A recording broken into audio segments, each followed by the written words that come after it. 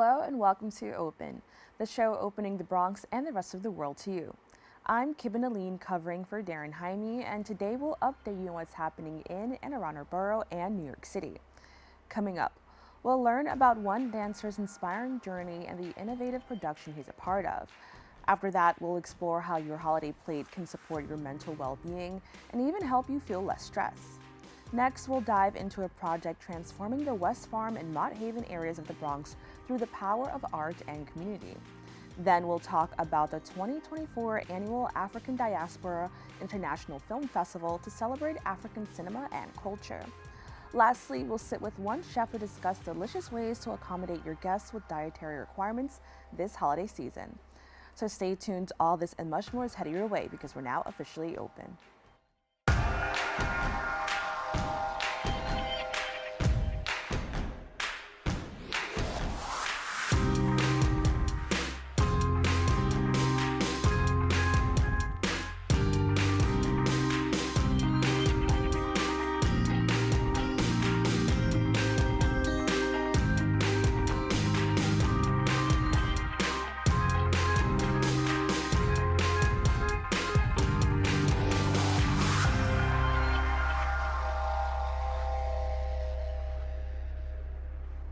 Hello everyone, I'm Kibin Alleyne and you are now watching Open, a live program bringing the Bronx and New York City straight to you.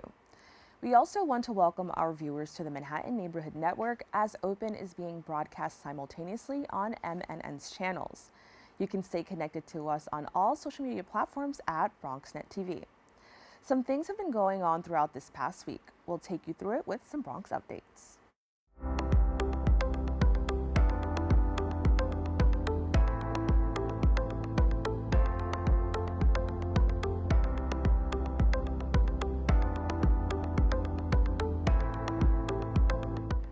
We start with technology news. The NYC Hispanic Chamber of Commerce and Fordham University hosted a cybersecurity seminar on emerging threats and protection strategies, offering key insights and networking opportunities. Our BronxNet reporter Chris Camella has a story. Imagine waking up to find your personal data compromised, your business crippled, and your reputation tarnished. These are only fractions of the harsh reality of cybersecurity threats in the AI era. So at New York City Cyber Command, we see on average per week 90 billion suspicious cyber events. Speakers of today's seminar are capitalizing on how AI is being used to optimize cybersecurity across various industries, but that there is a growing risk of hackers also using said technology to make their threats more efficient. That's why the New York City Hispanic Chamber of Commerce is partnering with Fordham University to host their highly anticipated cybersecurity seminar at the Lowenstein Theater, where attendees have a chance to learn about the best practices for protecting businesses and individuals from evolving digital threats. There were a lot of students from different universities, Fordham, of course, but we had people from John Jay, people from Dominican University, industry leaders and vendors to New York City, and businesses. Keynote speakers include Fordham's Director for the Center of Cybersecurity and the city's Chief Information Security Officer for the Office of Tech and Innovation, Kelly Moen, addressing the growing concern of AI-powered hacking. As artificial intelligence advances, cybercriminals find new ways to exploit its capabilities to enhance scale and efficiency. Like any new and emerging technology, we look for ways we can harness it, but we also look for ways potentially threat actors can take advantage of it. Students and professionals in attendance also benefit from networking opportunities and guidance on pursuing cybersecurity careers. You have the opportunity to learn and to proceed, and also you get the opportunity to find out who's who that you can call by taking names and taking notes. Big sites like Google, Facebook, X or Twitter, they need protection from all these hackers that are obviously adapting to the technologies that we create every single day. Experts and guest speakers highlight AI's role in streamlining hacking processes, explaining that their methods have become more advanced in a short amount of time.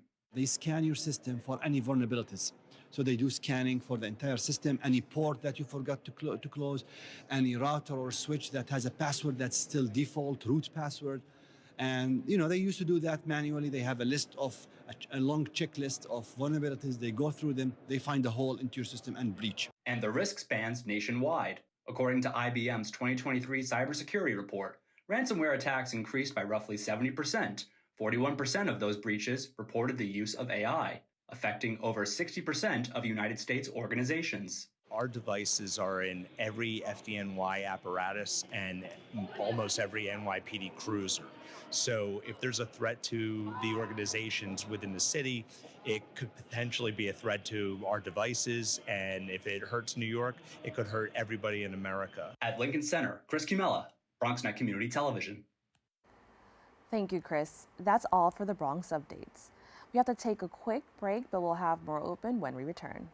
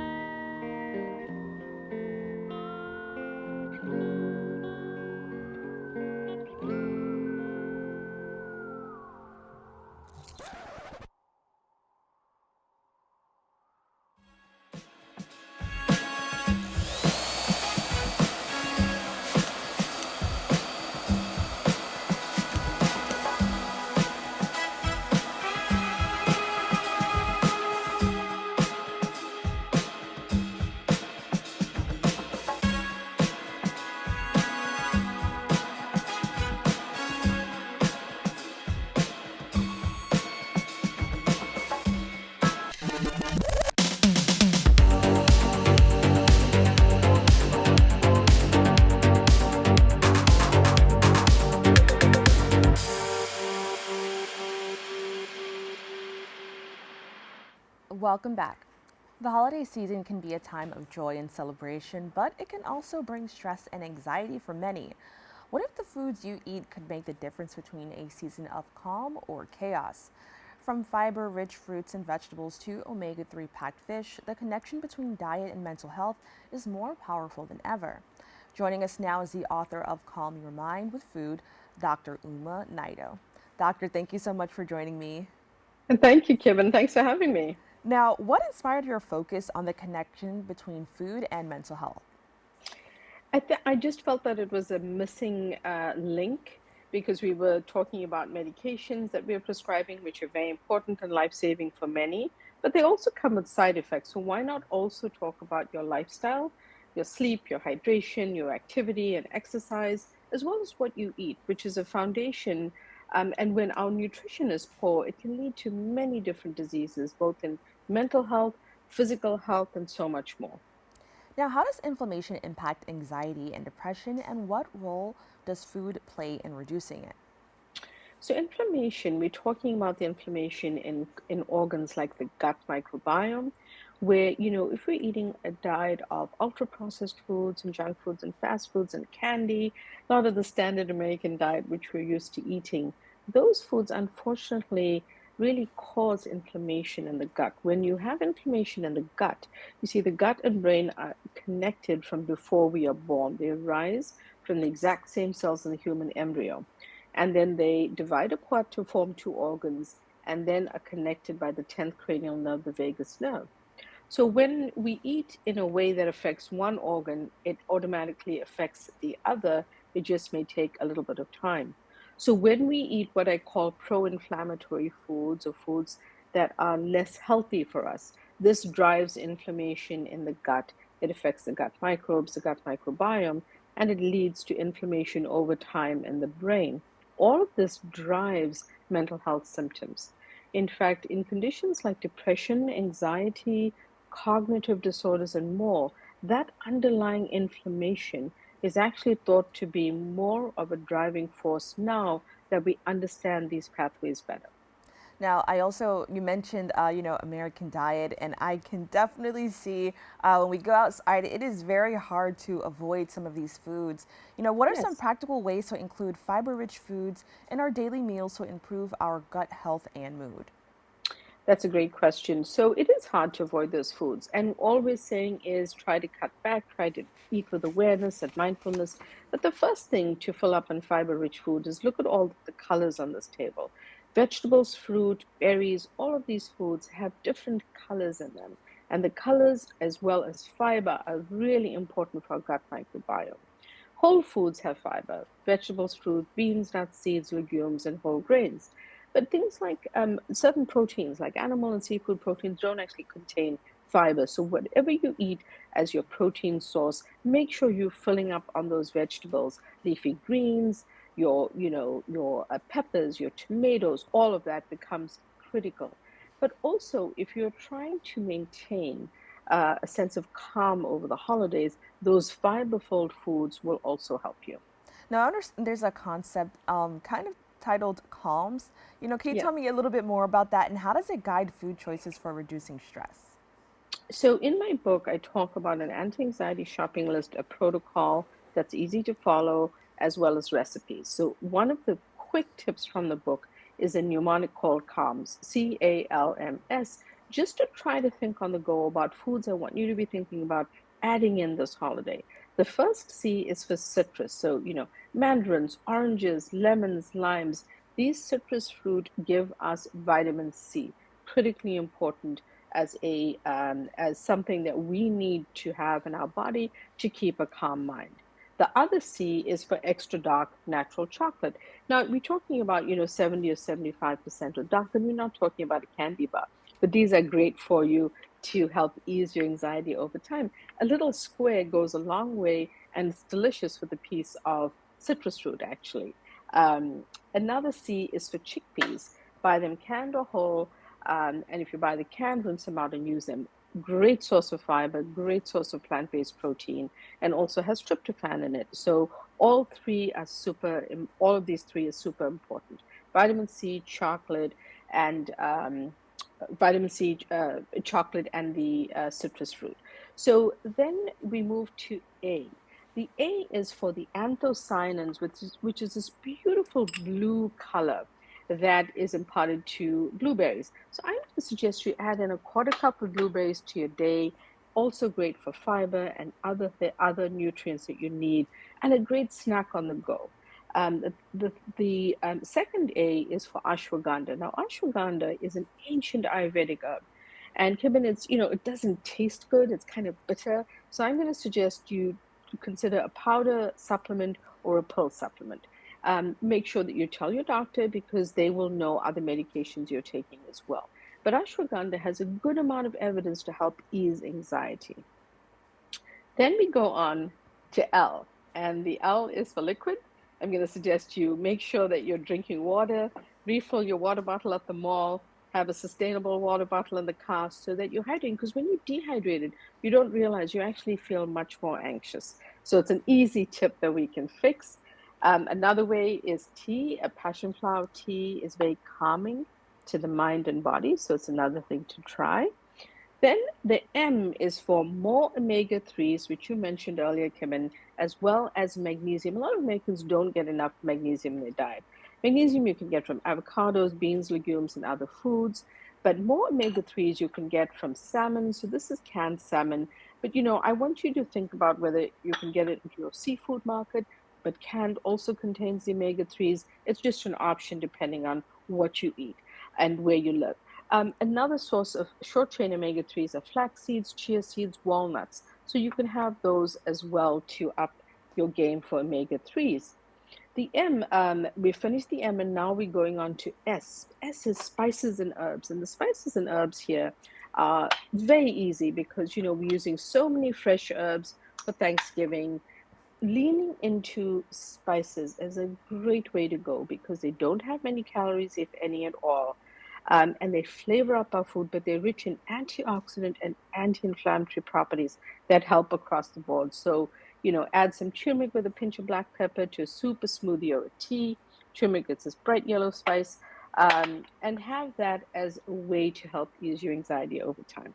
And I love that we're having this conversation now because, as mentioned, we are coming up on the holiday season where, we tend to eat a lot with our family and our friends. How can we, kind of keep this stuff in mind while also partaking in some of these festivities? Right. I definitely want people to enjoy the holidays. So I think about this as an 80-20 rule, a sense of sort of balance in life. Enjoy a piece of your grandmother or your mom's favorite pie.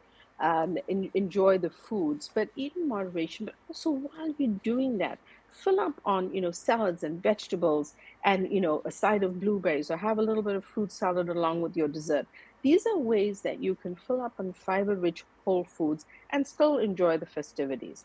The 80% of the time we try and eat healthy, and 20% of the time are the holidays. So make sure that you try to work on that balance. And if you think about it and are mindful about it, you're more likely to act on it. Now, for those who are new to the idea of food as a tool for mental health, where do you suggest they start? A good way to start, I have a mnemonic that I teach people. It's called SAW. The first SAW. S is for swap. If you've picked up an unhealthy habit, say in this late summer and going into fall, maybe think about stepping back from it. Maybe you started to eat ice cream every night. Maybe you stopped drinking as much water. Whatever that might be, or maybe you ordering fast foods at work. Step back from that a little bit. So swap it out with a healthier choice. A is for add. It's so easy to add in these vegetables. Add these tomatoes to your salad. Add some peppers to a side dish or a roasted veggie dish. Have more citrus fruits. So add in healthy whole foods. Easiest one to add in are vegetables and things like berries.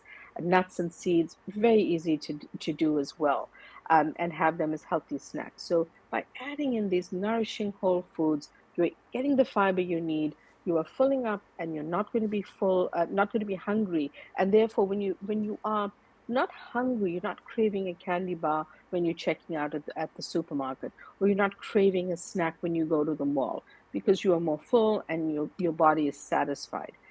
And then the third part of the mnemonic is W, and it's generic for walk.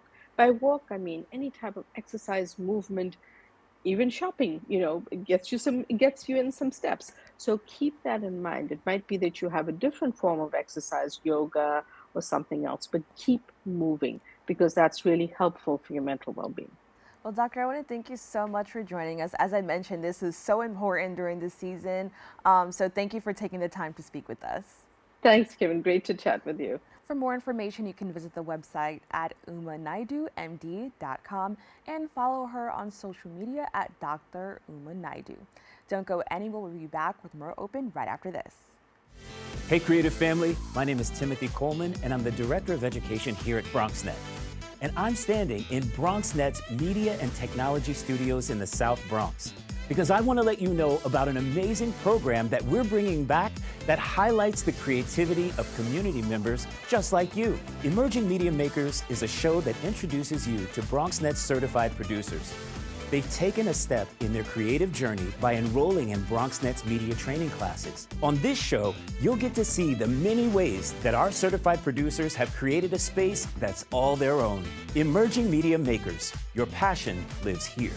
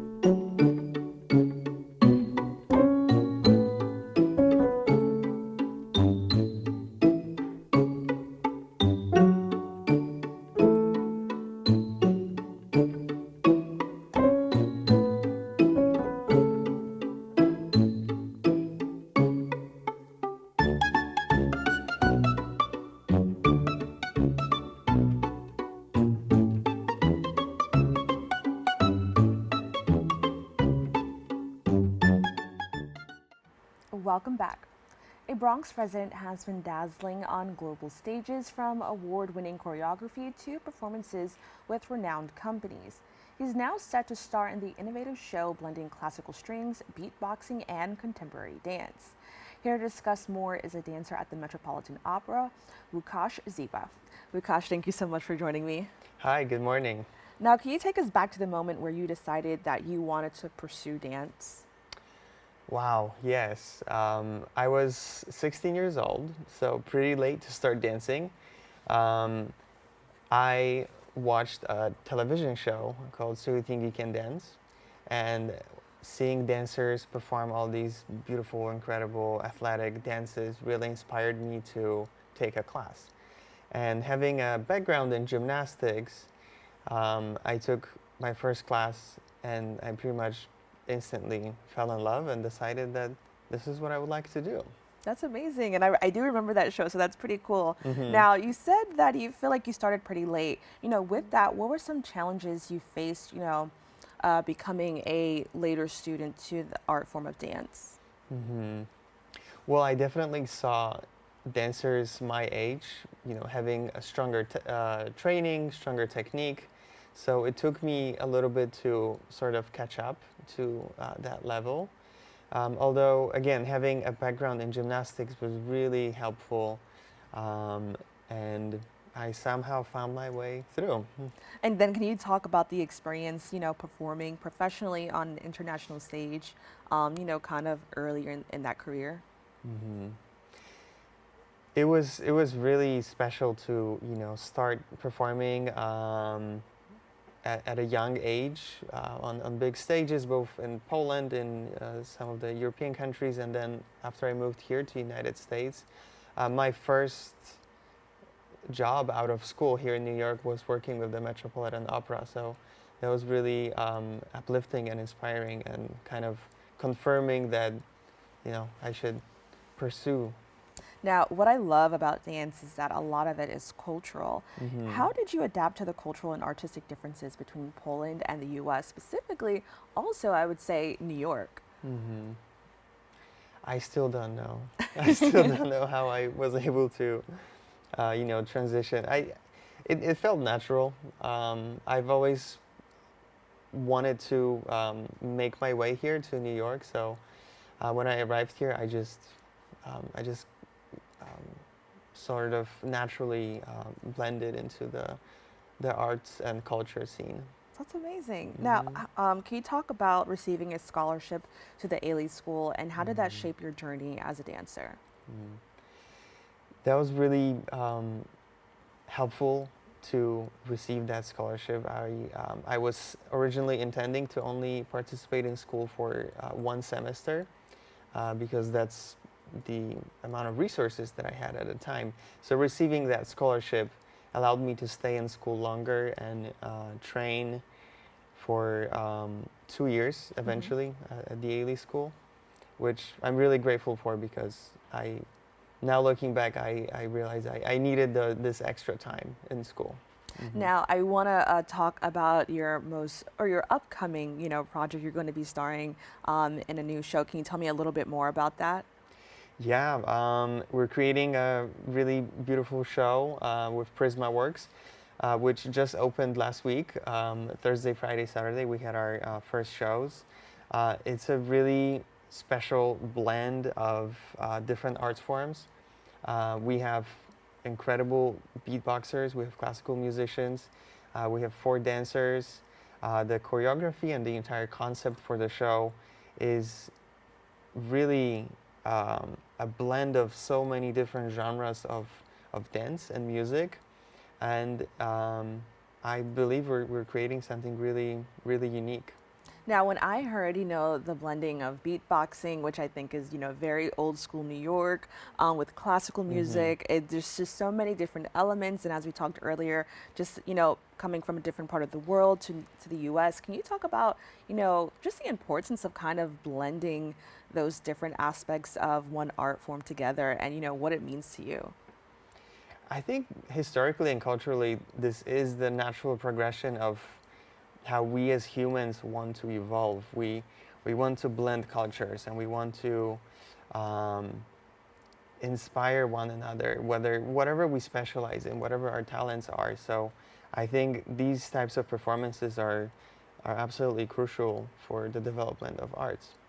Now, what do you think this kind of collaboration, brings to audiences, and how does it reflect on the evolution of dance today?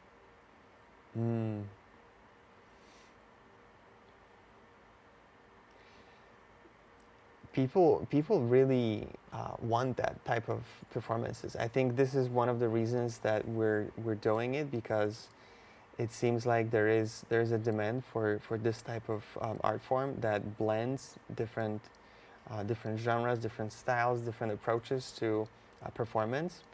So we're riding the wave of what is needed and also what wants to be expressed. Now, I also want to take a moment to highlight another part of your journey. You also teach dance in the Bronx. Can you tell me a little bit more about that? Oh yes, I love sharing dance with younger students. This has always been a part of my dance journey. I love working with very young kids that are just learning how to take their first steps, as well as with professionals or pre-professionals. So this is definitely a very big part of my dance career, sharing dance and teaching younger students. Now, looking ahead, what are some goals or projects you're excited to explore in the next phase of your career? So in the most immediate future, I will be performing with the Metropolitan Opera with a new show called Aida. It opens on New Year's Eve, December 31st. And it'll run for most of the season. In the looking like really far ahead, I would love to be able to start my own dance residency where I can share dance and provide space for other artists to create. Because throughout my dancing career, I've noticed how important it is to have time and space and resources to create, to explore, to research. So that is something that I would love to get to have a space, have a residency space where other artists can come and create. Well, that's amazing. And with that, I want to thank you so much for joining us and sharing your dance journey with us, especially here in the Bronx. I think it's amazing to see, how far you come. So thank you once again. Thank you so much. Appreciate it. For more information, you can visit the website at łukaszzięba.space and britishnukavarts.org. Don't go anywhere. We'll be back with more Open right after this.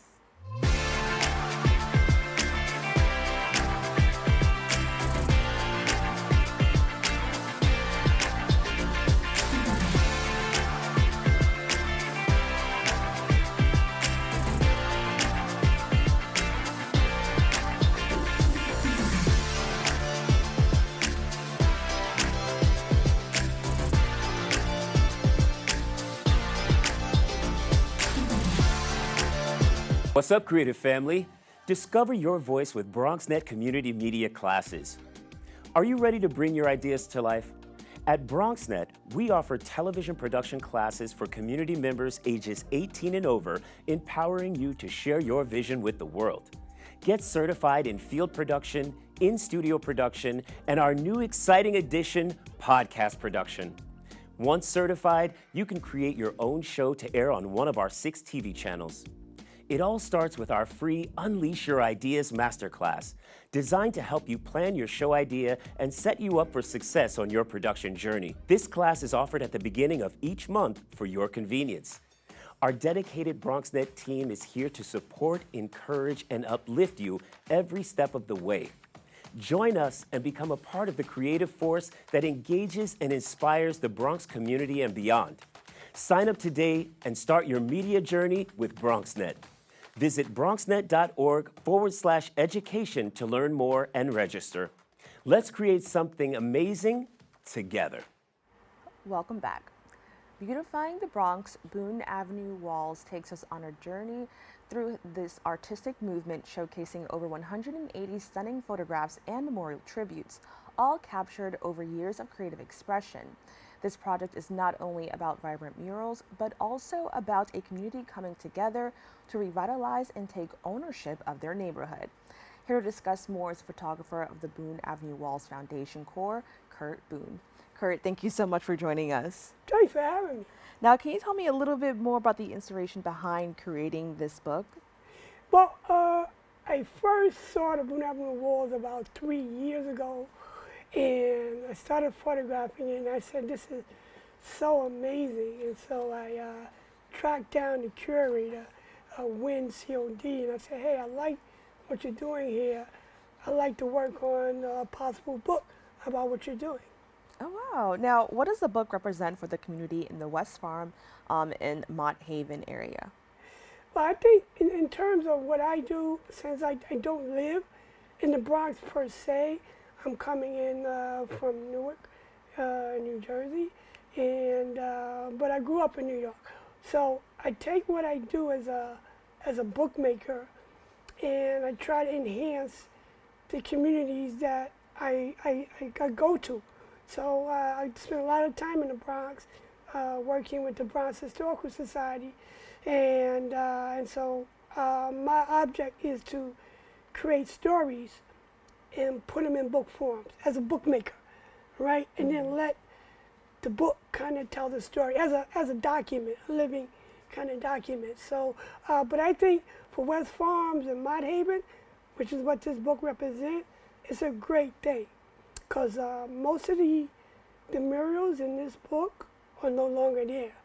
So this becomes like a real important document that once was, right? Yeah. So it's an important document.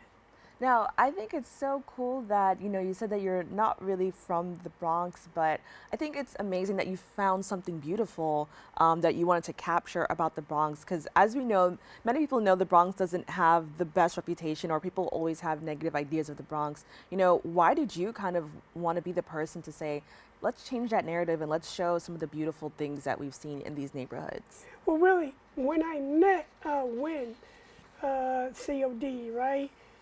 He explained me the ideal behind Boone Avenue Walls, and I think I did an interview with him a couple of weeks ago, and I got so excited. He was very much inspirational for like his vision for what he wants to do in the Bronx, and I said, that's so incredible. And so I wanted to, hey, how can I help you with my skills, right? And he gave me the opportunity, and he just let me do my thing, and I was able to make this beautiful book, the Boone Avenue Walls, and it has so many beautiful artworks in here, and I'm amazed at the art form itself, how artists use spray paint cans to create the murals, right? They're not using a paintbrush.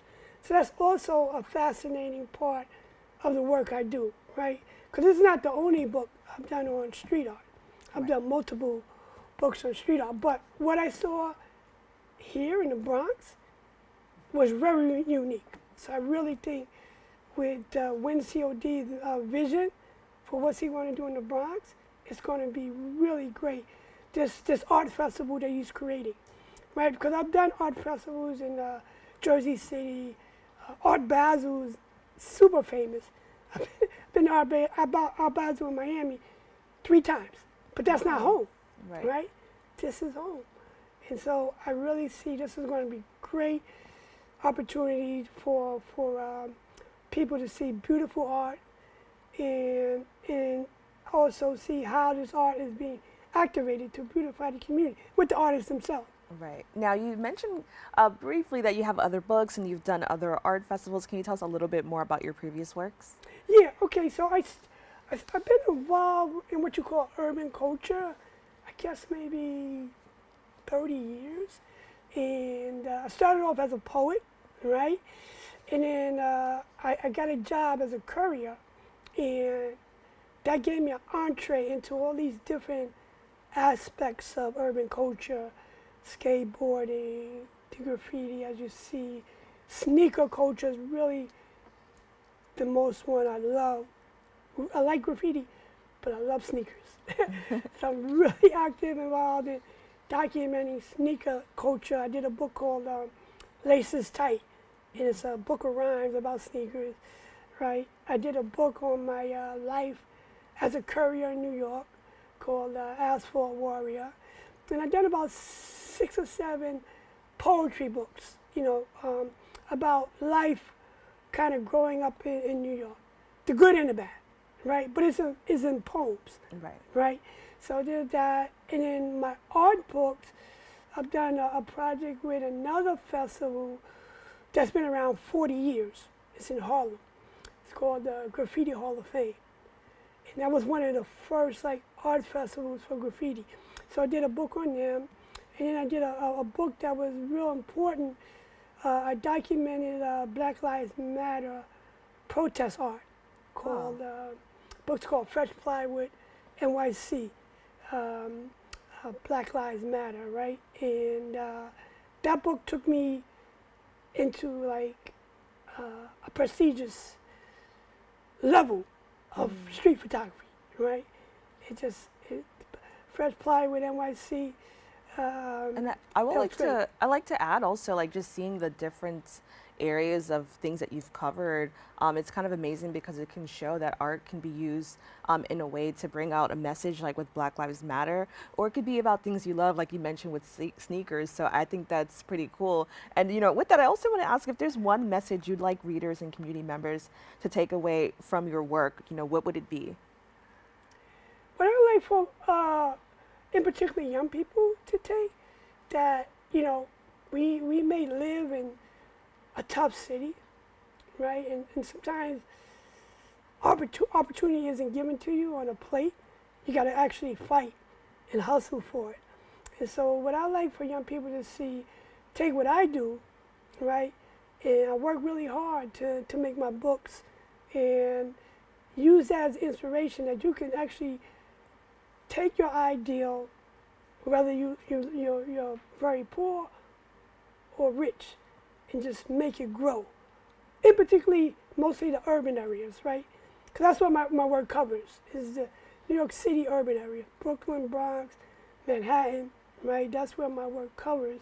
And I try to show that there's a lot of opportunity for young people. And, we got the negativity, but I think we can rise above it, right? And that's what my work shows. Well, I want to thank you so much for joining us and sharing, one, thank you for, showcasing the beauty of the Bronx. And then thank you for, joining us and sharing that with us. No, my pleasure.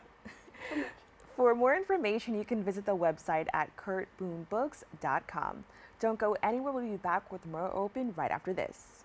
19.7% of Bronxites currently experience food insecurity. Meanwhile, instead of these nice, colorful foods, this is the best food that they have access to. If this sounds like you, there are a bunch of resources to get healthy food for free or cheap. If you want to help, you might consider donating or volunteering in one of these places. Community fridges like this one are all over the city and allow New Yorkers to conveniently donate extra food to people who might need it. Go to this link and find your nearest one. Food banks and pop-up events like these provide millions of healthy meals to families in need. These organizations are distributing meals to Bronxites as we speak and are always accepting donations and volunteers.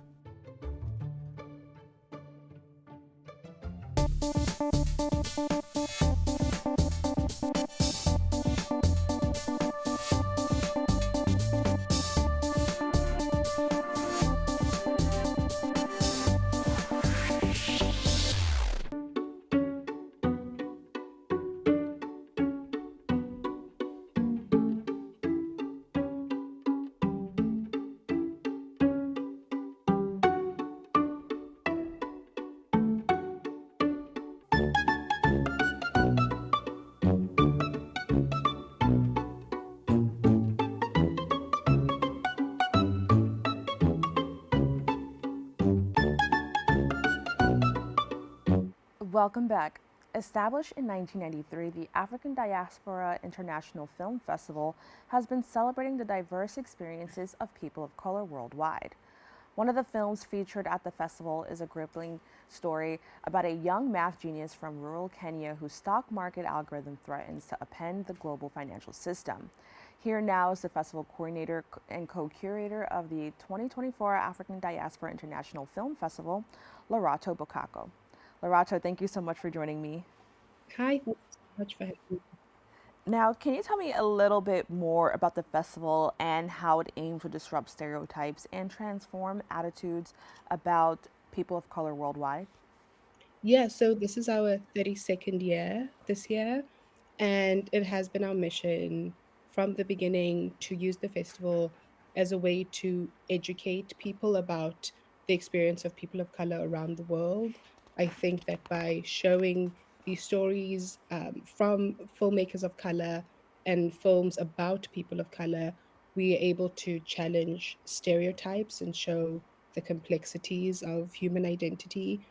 And in that way, we're able to humanize different communities that are often underrepresented in mainstream media. And I'm so glad that you brought up mainstream media because we have been, for the past few years or so, been talking about representation in media. How do you feel that the ADIFF, kind of challenges what we think about, especially when we're talking about people from the African diaspora? Yeah. I believe I'm going to misquote, but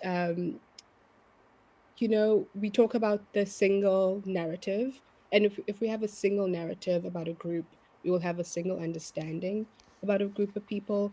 And I think, for example, this year we have 65 films from 32 different countries. And we're able to show various narratives.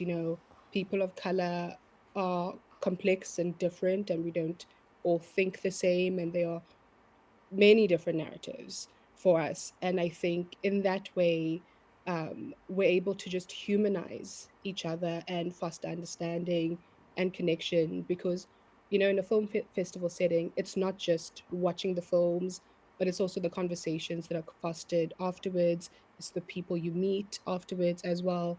And you just get a broader understanding of the world around you. And I think that fosters empathy. Now, you're talking about, people of color as a community, but I also want to talk about another marginalized community, and that is women within those communities. Yeah. How does ADIFF highlight strong female characters, and what do these stories reveal about gender equality and empowerment in the diaspora? Yeah. So I'll make an example with our opening night film, which is called Death of a Whistleblower. And that film was inspired by the real life assassinations of journalists in South Africa. And the main character of this film is a young woman, a journalist who works as an investigative reporter, trying to find out, what happened to her friend who was killed. And we find out that he was working with a whistleblower and she's trying to uncover state secrets. And through her, we meet this person who is complex. She's not all good, she's not all bad, she's human. And I think it's really important to show women in that way. Women have various emotions, and we are good and bad and complicated. And that's really shown so well in Death of a Whistleblower. Now, how can ADIFF help inspire conversations about racial equality, economic justice, and the redistribution of wealth? Oh my goodness. um, so we have this film called The Wall Street Boy, Kipken Boy, which is about this young boy living in Kenya who gets invited to or accepted to go to MIT because he's a maths genius. And instead of going to the school, he finds a way, he builds this algorithm that's able to help his community by making more money for himself and his community. And in a way, it's a social justice film. He gets a lot of eyes on him from this algorithm. People feel like this is maybe a misuse of power. They're trying to get the algorithm away from him so that the people in bigger levels of power can use it. And it really shows, what would happen if we put the power in communities. How might that community grow in a different way? And so I would say that's a really great example of something that's challenging, social justice, and is also making a commentary on, capitalism and how we can use it to better community and to put the power in the community's hands. Now, how does ADIFF use film to bridge cultural and societal gaps across diverse communities worldwide? I think it goes back to what we were saying about showing different narratives. By showing a diverse selection of films and a diverse selection of stories, that bridges the gap, I think. It's not every day you might be able to, get to watch a film from the Caribbean or from Suriname or from Kenya, and you don't always have to. I mean, it would be nice to travel to all these places all the time, but this is a way to find out about a community you might not have otherwise had the opportunity to meet. Yes, I would say that. Well, with that, I want to thank you so much for sharing this. I think this is an amazing, creation, and I love that it's for the African diaspora. And there's so much going on with that, and I think it's a great place for people to learn about the experiences of other people that may be going through similar things, but there are also some differences. So with that, again, thank you so much for sharing that with us. Thank you. Thank you for having me. For more information, you can visit the website at nyadiff.org. Don't go anywhere. We'll be back with more Open right after this.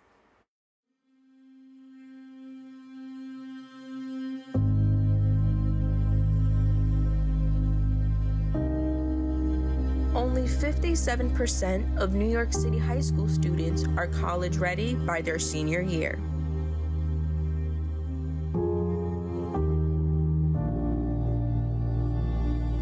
.5% of high school graduates either have no plans to attend college or are uncertain that they will ever attend.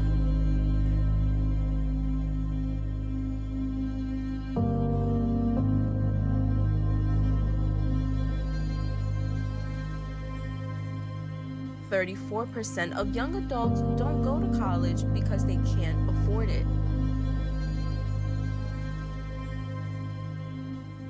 Discover what's possible.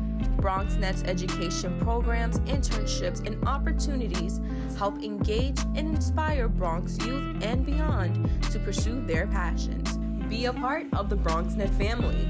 Whether you're interested in our shows, joining a class, or donating to support our mission, visit BronxNet.org to learn more.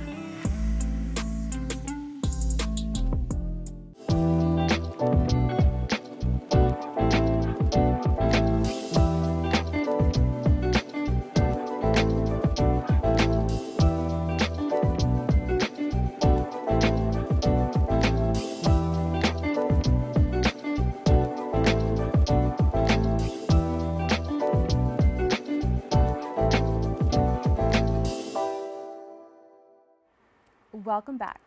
The holiday season is here, and while it's a time for celebration and indulgence, it can also be a challenge for those with dietary restrictions. From gluten-free to dairy-free and beyond, navigating the traditional holiday spread can be tough. But there's good news for those with special dietary needs.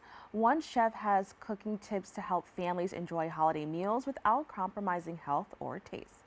Joining us today is Chef Dustin Harder. Chef Dustin, thank you so much for joining me.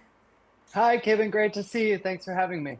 Now, why do you think it's become increasingly challenging to cook for everyone at the holiday table?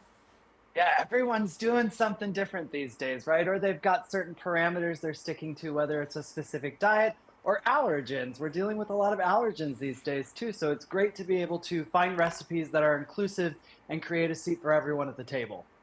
Now, what are some practical tips for preparing meals that cater to a variety of dietary restrictions during the holiday season?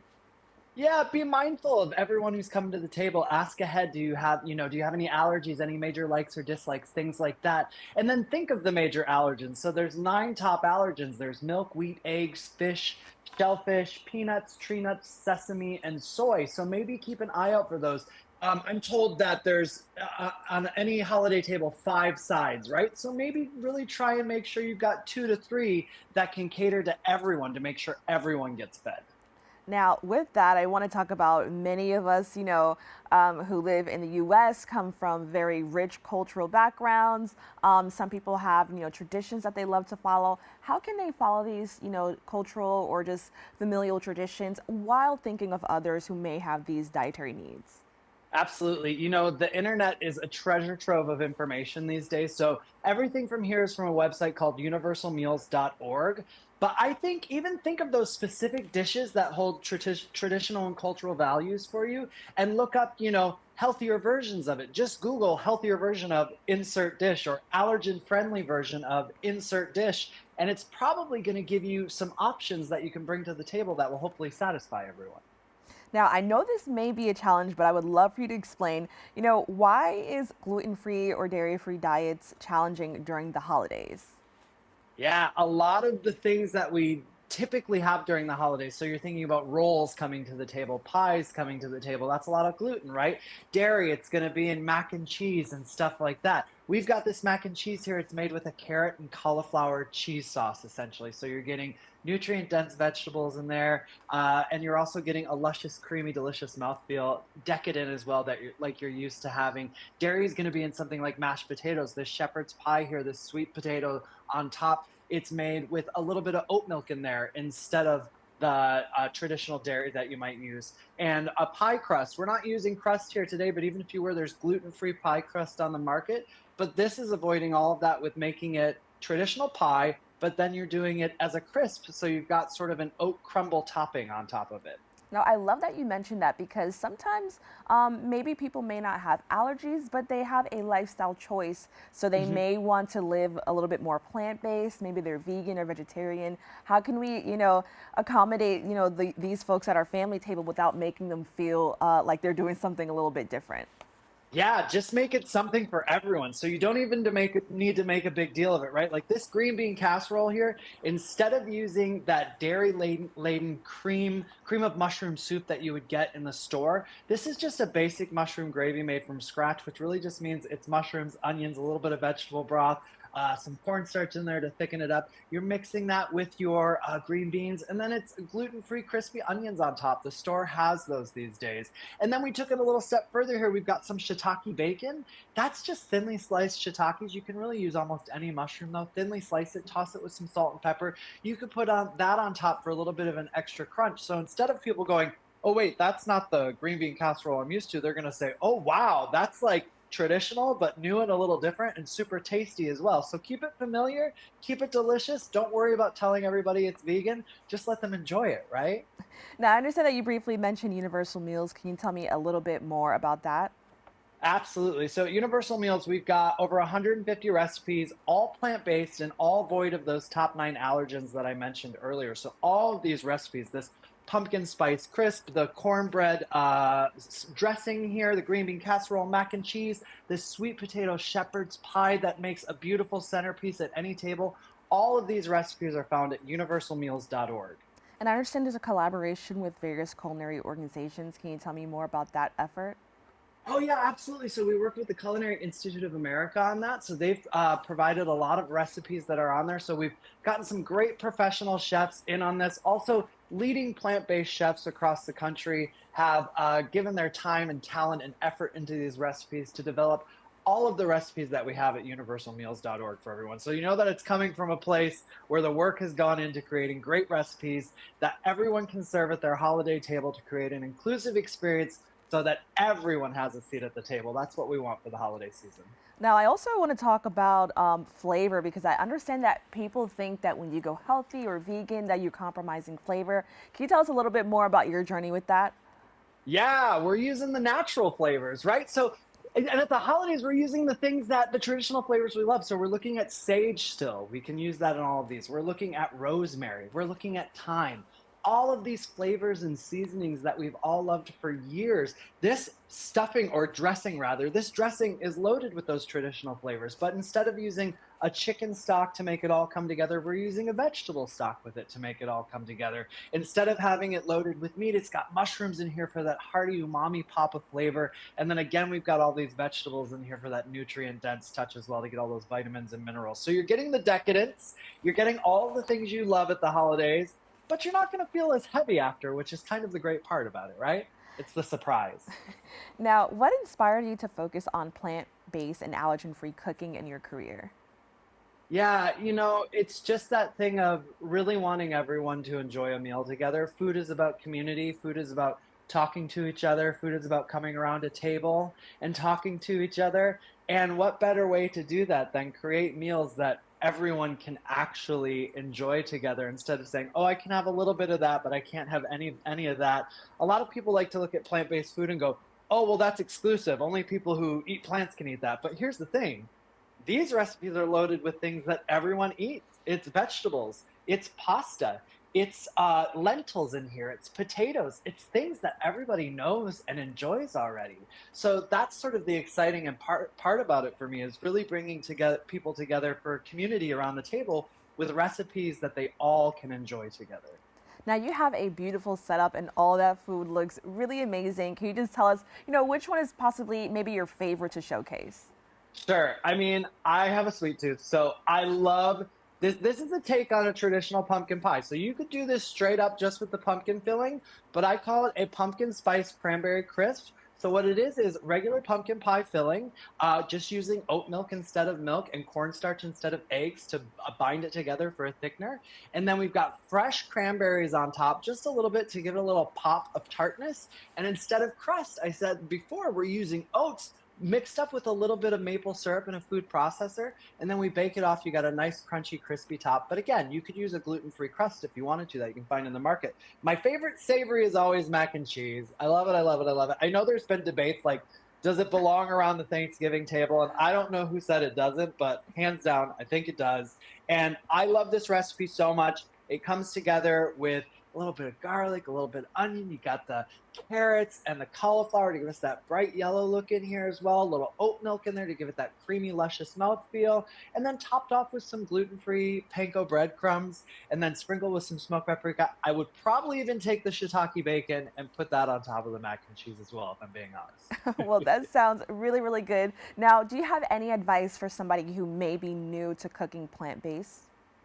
Yeah, absolutely. Take it one step at a time. Maybe find a recipe that you love, something that you always make usually, right? And then just start looking online for the vegan version of it. We've been in this now for the last 10, 15 years in terms of like food bloggers really putting in the work and the effort. So there is just so much information out there for people. Take it one step at a time. Take a favorite food of yours, see if you can find the vegan version of it, make that, and then go from there. It's trial and error too. If you're starting to try different plant-based items and you don't like one, it's not necessarily because it's plant-based. It might just mean that you don't like it. For example, I don't like eggplant, but I keep trying it. I allow all my chef friends to make it for me, and every now and then I get surprised, So keep giving things a shot. Well, thank you for that advice. I'm definitely going to be taking it. But with that, I want to thank you so much for joining us and letting us know how we can have, healthier meals this holiday season.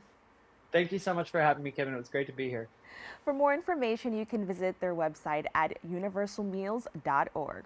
We've come to the end of our show today. I'd like to thank all of our guests for joining us and you, the viewers, for tuning in. If you missed any part of today's show, you can catch the recable cast on Optimum Channel 67, Verizon Fios 2133, or watch anytime on the web at BronxNet.org. You can catch a brand new episode of Open with Rena Valentine on Friday. This wraps up this episode for us. I'm Kibin Alleyne. Make sure to keep this channel wide open. Take care.